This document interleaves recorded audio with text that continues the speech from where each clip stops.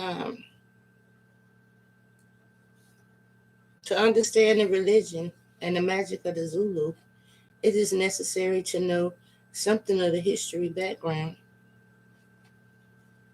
The Zulu kingdom existed in the independent unit in southeastern Africa, the present province of Natal, in the 19th century. It was established when Shaka Zulu, the chief of a small tribe, conquered many other tribes in the region between 1818 and 1824. So I know y'all have heard of the legendary Shaka Zulu. Who hasn't seen that? I grew up watching Shaka. So, the legendary Shaka Zulu has made it into history. You know he did. So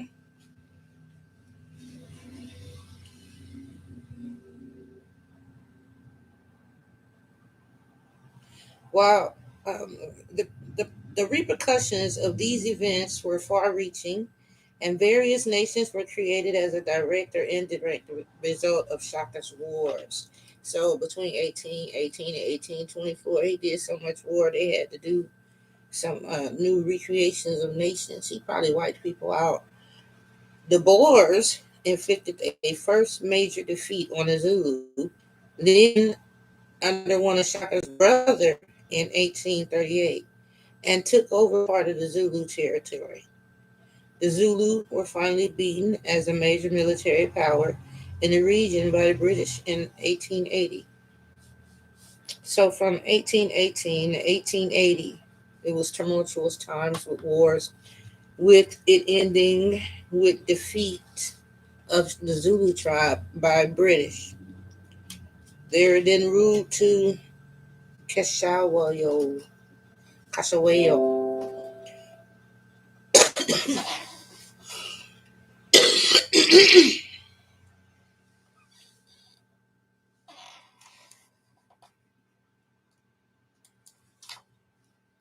Hello, hello, y'all. Join me on my live feed.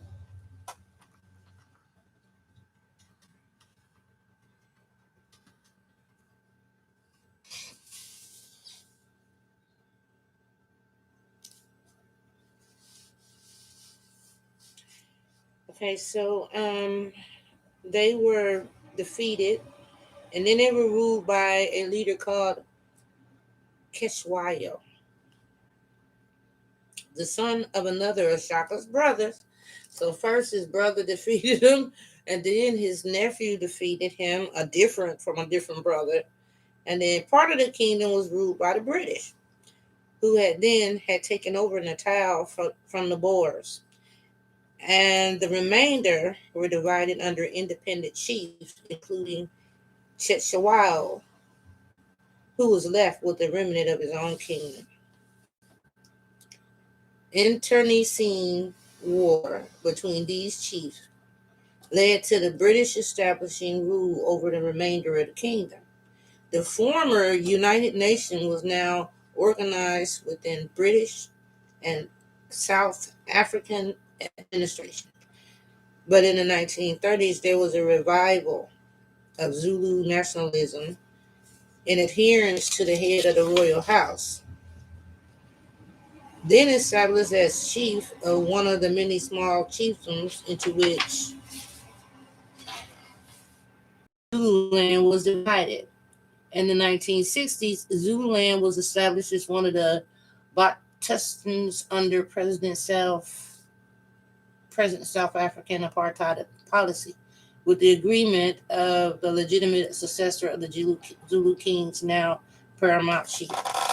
Early Zulu history has been worked out from tribal traditions, from the records of the shipwrecked mariners, and from the records of the white travelers, traders, missionaries, and administrators, of whom some English settled among the Zulu in 1825. Zululand is one of the pleasantest regions of Africa. The main part consisting of rolling, well pastured hills lying between the Indian Ocean and the Drakensberg Mountains. The soils were fertile, but are not much eroded. but now they're completely eroded.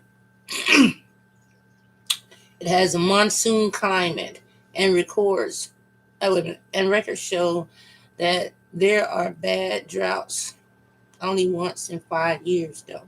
Rain often comes in severe thunderstorms accompanied by lightning, of which the forked form is the most dangerous.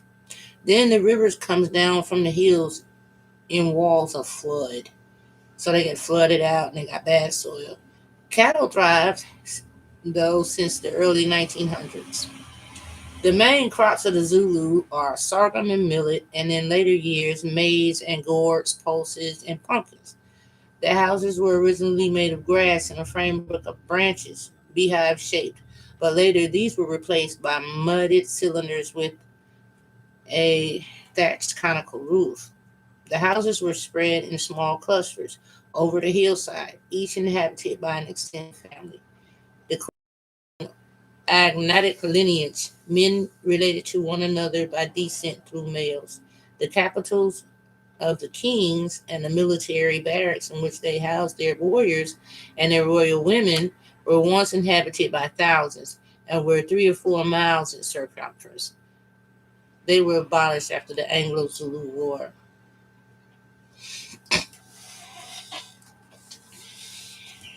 So they lived in grass huts at the time of 1900. By 1935, there was whites living among them. And then the British took them by 1835. And then by 1880, they had been completely taken over by the British, but the British left a African king in charge, and the land is constantly beaten over by drought, flood, bad soil, but cows will live. So you just gotta find a way to feed them. So then the Zulu tribe went through regicide. Okay. Records show that until late in the 18th century, the region was inhabited by many small tribes, ranging in total population from 500 to perhaps 5,000. The relationships between the tribes oscillated between friendly, peaceable intermarriage and short, sharp skirmishes.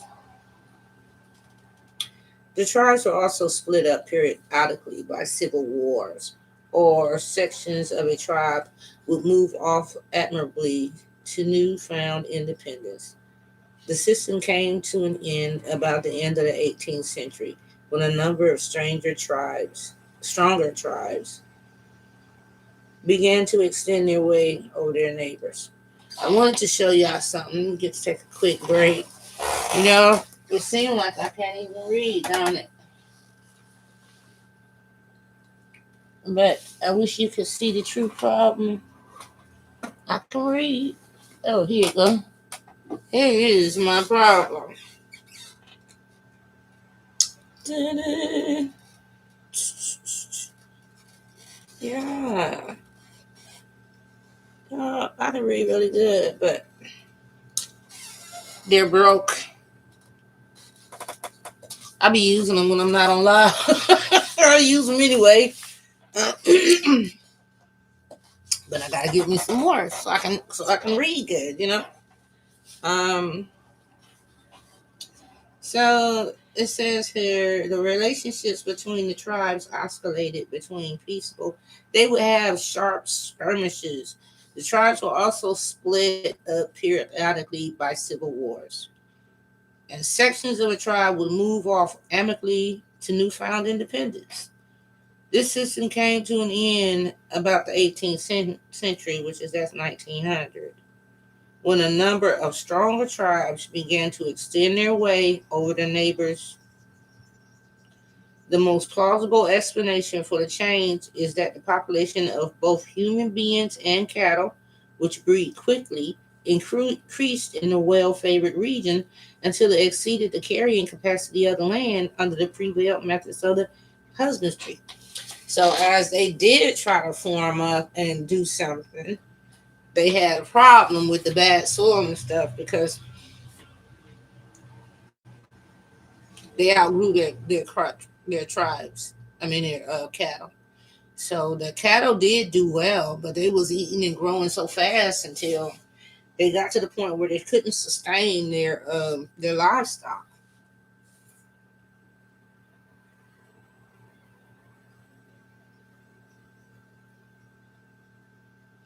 So now, since they couldn't, they said the way they kept them, and they didn't have a lot of food, and the husbandry was just a technique of taking care of them. It wasn't no good, so they wasn't able to even maintain their stock like they should have maintained it.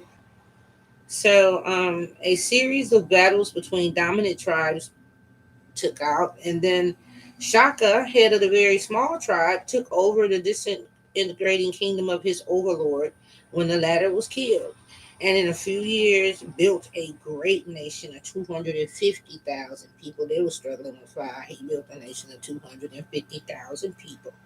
His wars saw the crisis of overpopulation, and he was successful because he invented more lethal weapons and methods of fighting, as well as new tactics for battle. He was strengthening the army and teaching them battle tactics, something they had never done in a head-hunting tribe. Shaka administered his nation in a system almost, but not absolutely. He was kind of, we've seen the movie, almost, but not absolutely. So, I don't know. I don't know. I don't know. I'm looking at this, and 250 people. He makes super weapons. But let's see what's going to happen. Okay. But not absolutely. Dictated by the system of husbandry, which entailed a widespread dispersal of population. It was divided into counties ruled by chiefs, and some of the counties compromised or comprised defeated tribes. So he had everything broke up into counties, and then he took the people he defeated and put them into the mix too. That's why he grew so large. And the counties were people. He had a country full of people that he had defeated their original homeland. Um, so let's see. They were ruled sometimes by their regular chief or by their heirs, and sometimes by a scion of the chiefly family who was favored by Shaka. So they might not even have their own ruler when he got done with them. Okay, and while occasionally he favored strangers over them, and other countries he constituted out of broken tribes, but by settling people in areas whose inhabitants had been killed or fled, the chiefs appointed there were those who had helped him in his struggles. So what he was doing was basically going in, killing the chiefs or taking them hostage, and then after he did it, he would put his buddy, up there, and those people probably didn't like that. They didn't want their own chief. Okay, so